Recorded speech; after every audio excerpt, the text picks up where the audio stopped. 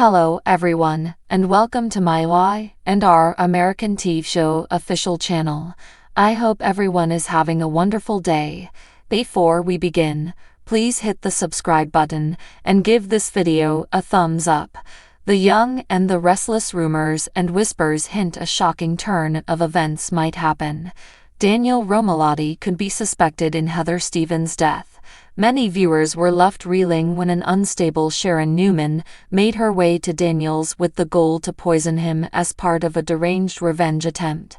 The amazement rose to dismay when Sharon ultimately couldn't carry out her fatal intentions and accidentally ended up killing Heather Stevens instead. To add to the pandemonium, Sharon managed to clean up the scene in the penthouse and dispose of Heather's body. It's worth remembering our notion that Heather might not genuinely be dead. The specifics surrounding her demise are unknown, especially since Sharon endured a blackout and is today battling with a significant mental health issue. As of now, there hasn't been an official announcement confirming Vale Bloom's departure from the show, so until we hear proof that Heather is alive, we will believe she is actually deceased. Given this, it looks that Sharon might be suffering some significant challenges. Heather is not the kind of person to forsake her family, particularly her daughter Lucy Romalotti. Heather's sudden departure would raise a lot of questions. Additionally, Heather just interviewed for numerous local jobs and emphasized to Daniel her wish to remain in Genoa City. He even disclosed with Phyllis Summers and Summer Newman that his family plans to stay in town. Heather's phone is another key part in this case. Sharon snatched it as she ran out of the penthouse. Given today's technological improvements, tracking its whereabouts should be trivial, but Sharon was smart enough to keep location and tracking services off. In the current preview clip, it looks that Daniel gets a text from Heather suggesting she has left town, which we can conclude was obviously delivered by Sharon. Since she kept everything on the phone off that could be used to trace it by, she could text from Heather endlessly. Considering Sharon's current state of mind, she was doing some astounding things to keep covering her behavior. We need to consider the cleanup that Sharon performed in the penthouse, as well. Caught off guard by Heather's death, she rapidly departed the flat, which implies she possibly omitted certain information. Imagine if Daniel eventually reports Heather as missing, prompting the police to check his place. Even though it looks Sharon did a thorough job, she didn't use bleach. Even if at first sight they don't discover additional shattered glass or bloodstains, suggesting suspicions of foul play, the forensic team will likely employ luminol. Luminol makes blood show up on surfaces even after they've been cleaned, except if they're bleached. Paradoxically, we don't feel Sharon would be the top suspect in this scenario. Instead, that dubious title could fall to Daniel. In circumstances like these, police often focus on the husband or lover first. If the police undertake a comprehensive forensic search of the apartment and locate more evidence indicating a murder, with Daniel's name on the penthouse deed, that would be his first strike.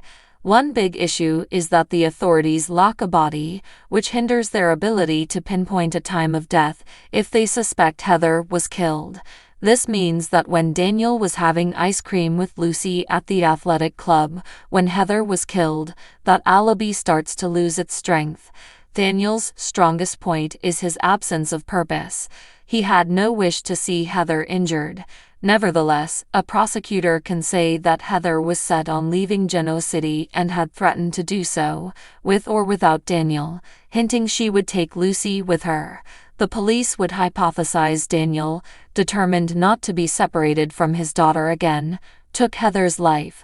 With such overwhelming facts against him, he would undoubtedly want an extraordinary lawyer. Enter Christine Williams. New posts on Instagram reveal that Belle has returned to the set of The Young and the Restless, hinting at her forthcoming debut. Is Christine back in town to represent her godson in a murder case, or is it a credible theory, knowing she was Heather's stepmother for years? Sharon might feel happy to have avoided a crisis, but she's forgetting one step.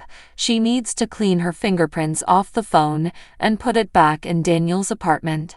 Meanwhile, we believe Phyllis would don her supermom cape to save her son. While the authorities focus on demonstrating Daniel's guilt, Phyllis is likely to investigate the truth. Given her awareness of Sharon's recent erratic conduct and having seen the Cassidy first owner verbally harass Heather, Phyllis might set out to demonstrate that Sharon is guilty for anything. Phyllis is known for her determination, so Sharon should surely be frightened if Phyllis has her in her crosshairs. Nick will certainly attempt to step in, saying that Sharon could never commit murder, but this is likely to simply irritate Phyllis and feed her drive to prove otherwise. As the plot thickens and unveils even more surprising twists, we'll be keeping a careful eye on it all. The Young and the Restless revelations and updates explain what Joshua Morrow actually feels about Sharon case. Recently, the show acknowledged actress Sharon's contributions to the show, and he offered his opinions on partnering with her, as well as the comeback of another actor in the series. In the series, Morrow portrays Nicholas "Nick" Newman, who shares a deep and complex past with Sharon. She's played Sharon nearly as long as he's played Nick. Notably, Nick is the adoptive father of her late daughter, Cassie Newman, who now plays Cassie's twin, Maria Copeland. Morrow noted the diversity of Case's role, attributing it to her incredible talent. He elaborated, noting, "The Sharon character has been challenged more than any other on this show."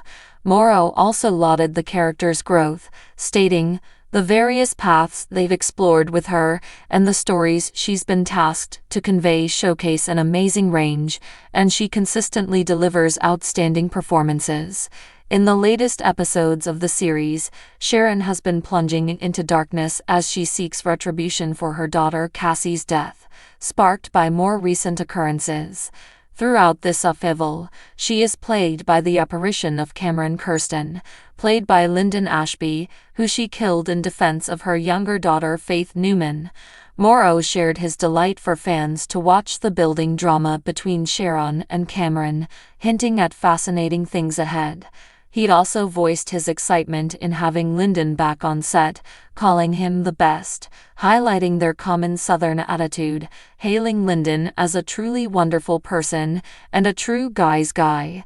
Lyndon Ashby's character, Cameron Kirsten, was killed off in 2023, but he will return in 2024 as part of Sharon's hallucinations. Morrow appreciated the chemistry between the two on the show. Morrow noted, "The way he appears in Sharon's mind and their interaction is fantastic. It highlights who Sharon and Lyndon are." When asked if he longed for a similar scenario for his character, Morrow stated a desire to work with Ashby, but felt that Nick is too composed for something like this. He believed that only Case and Ashby could produce the same impact in the story. Morrow concluded, "I'm just a bit envious because I don't think I could do it as well as Sharon. She's doing an outstanding job. I'm incredibly proud of her." So what do you guys think about this update? Let me know in the comment below.